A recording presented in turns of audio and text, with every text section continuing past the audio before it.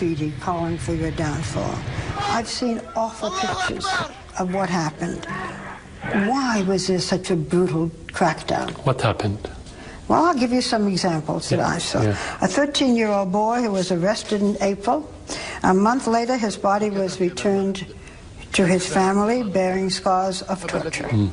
A famous cartoonist whom you know, who was critical of you, badly beaten, his arms were broken. A singer, famous singer, who wrote a popular song calling for your ouster, he was found with his throat cut. You have seen these pictures, have you not? No, but I Is this news to you? No, it's not news. I met with his father, with the father of that child, and he said that he wasn't tortured. The cartoonist. The cartoonist who was critical of you, I've seen his pictures. His hands were broken, he was beaten. Many people criticized me. Did they kill all of them? Who killed who? Most of the people that are being killed are supporters of the government, not the vice versa. What about the singer with his throat cut? I don't know about him. I don't know about every single case. He was a famous singer, a famous song. You don't know about it? No, I don't think he's famous. I don't know about him. In the beginning, these protests, the women were marching with children carrying olive branches. Nobody at that point was asking for you to step down. It has escalated. Do you think that your forces crack down too hard? They are not my forces. They are military forces, belong to the government. Okay, but you're I don't own them. I'm president. Okay. I don't own the country. So they're not my forces. No, but you have to give the order. No. Not by your command? No. We don't have, no one's command. There was no command to kill or to be brutal. People went from houses to houses. Children were arrested. I saw those pictures. To be frank with you, Barbara, I don't live here. How did you know this? We have to be here to see. We don't see this. So it cannot depend on what you hear in the United States. But I saw reporters who brought back pictures. Yeah, but how did you verify those pictures?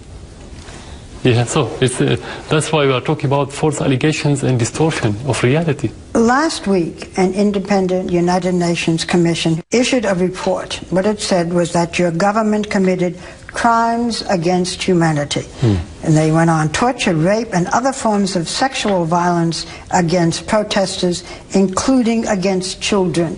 What do you say to them? Do you acknowledge that? Do you acknowledge what the UN said? Very simply, I would say send us the documents and the concrete evidences that you have, and we'll see if that's true or not. You have a lot of allegations now. Did the UN not send you these documents? Nothing at all. They should send us the documents. As long as we don't see the documents and the evidences, we cannot say yes, that's normal.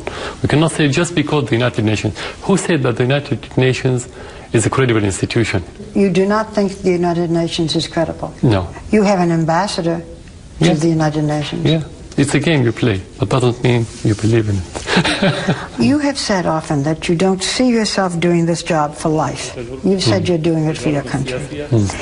With all the turmoil in your country, is it perhaps better for Syria that you no longer remain its leader? I don't have problem. For me, it's about public support. This is the most important thing. So when I feel that the public support declined, I won't be here. Even if they ask or not, I shouldn't be here if there's no public support. Okay. That's conclusive. What do you think is the biggest misconception that my country has of what's happening here, if indeed there is a misconception? We don't kill our people. Nobody kill, no government in the world kill its people unless it's led by a crazy person. For me as president, I became president because of the public support. It's impossible for anyone in this state to give order to kill. Do you feel guilty? I did my best to protect the people, so you cannot feel guilty when you do your best. You feel sorry for the life that has been lost, but you don't feel guilty when you don't kill people. Wow, Barbara, it's so